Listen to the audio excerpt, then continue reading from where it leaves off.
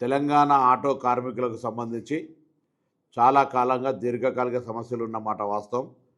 వాటిని గతంలో కూడా పరిష్కరిస్తామని చెప్పి దాని తదుపరి పని ఒత్తిళ్ల వల్ల మేము మళ్ళీ సమన్వయం కాకుండా పరిష్కారం కాలేదు. కానీ ఈరోజు రవాణా శాఖ కమిషనర్ ఇలంబర్తి గారి నాయకత్వంలో మా additional transport commissioner, joint transport కమిషనర్లు ఆటో కార్మికులతోటి చర్చలు జరిపిన సందర్భంగా ఈ సమ్మెను నివారించి ఆటో కార్మికులు ఎదుర్కొంటున్న సమస్యలు పరిష్కరించడానికి ప్రభుత్వం సానుకూలంగా స్పందించిన మాటని ఈ సందర్భంగా తెలియజేస్తా ఉన్నాను. ముఖ్యంగా ఒక అపోహ తెలంగాణ ఆటో కార్మికులు యాజమాన్ల మధ్యలో ఇబ్బంది కలిగింది. ఆర్టీసీ ఈవీ ఆటోలు కొంటుందనే ఒక దుష్ప్రచారం జరిగింది. అది అవాస్తవం. ఎక్కడ కూడా అటువంటి చర్చ కూడా జరగలేదు. మేము లాస్ట్ మైల్ కనెక్టివిటీ కావాలంటున్నాం తప్ప ఆటోలు ఆర్టీసీ ఎప్పుడు కొనుగోలు చేసే ప్రస్తావన రాదు అనేటువంటి మాటను మనవి చేసినాం. దాంతోపాటుగా ఈరోజు 2012లో పెంచినటువంటి మీటర్ ఛార్జీలను పెంచాలని చెప్పినారు. ప్రభుత్వం ఇన్ ప్రిన్సిపల్గా అగ్రి అయింది. అందుకు సంబంధించి వాళ్ళతోటి డిపార్ట్మెంట్ పరంగా చర్చలు చేసి త్వరలోనే అందుకు సంబంధించినటువంటి అధికారిక జీవోలు ఇవ్వడం జరుగుతుంది.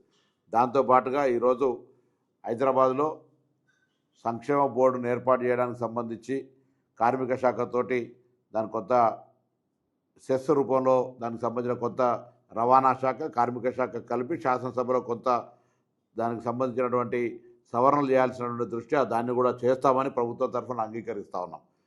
సంక్షేమ బోర్డును ఏర్పాటు చేస్తామనేటువంటి మాట కూడా ఆటో కార్మికులందరికీ శుభ సందర్భంలో తెలియజేస్తాను.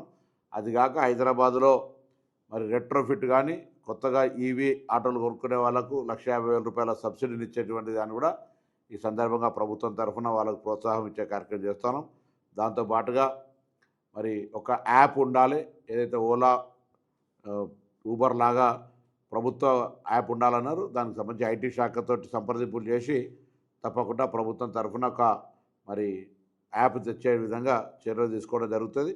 మిగతా అగ్రిగేట్ సంబంధించిన పాలసీ కావచ్చు, ఇతరత్ర అన్ని సానుకూలంగా చేస్తూ వాళ్ళు 12,000 రూపాయలకు సంబంధించిన అంశం కూడా ప్రభుత్వం పెద్దలతోటి గౌరవ ముఖ్యమంత్రి గారు, ఉప ముఖ్యమంత్రి, సహచార మంత్రులతో చర్చ చేసి ఆ అంశానికి సంబంధించి కూడా వాళ్లకు వీలైనంత తొందరలో మరి ఒక సానుకూలంగా స్పందించే విధంగా తీసుకుంటామనే మాట ప్రకారంగా జాయింట్ యాక్షన్ కమిటీ మీద వచ్చినటువంటి సంఘ ప్రతినిధులందరూ మా ట్రాన్స్పోర్ట్ కమిషనర్ తదితర అధికారులతో జరిపిన చర్చల్లో సమ్మెను ఉపసంహరిస్తామనే ప్రకటన చేసిన సందర్భంగా వారికి అభినందనలు. తప్పకుండా నేను రవాణా శాఖ తరఫుగా ఇంతకుముందుగా ఆర్టీసీ కార్మికులకు ఏ విధంగా హామీలు ఇచ్చి అమలు చేస్తా ఉన్నామో ఆటో కార్మికులకు సంబంధించి కూడా ఎక్కడ ఇబ్బంది లేకుండా తెలంగాణ బిడ్డలుగా వాళ్ళందరికీ కూడా న్యాయం జరిగే విధంగా ఈ ప్రభుత్వం రేవంత్ రెడ్డి గారి నాయకత్వంలో చేస్తుందనే మాటని సందర్భం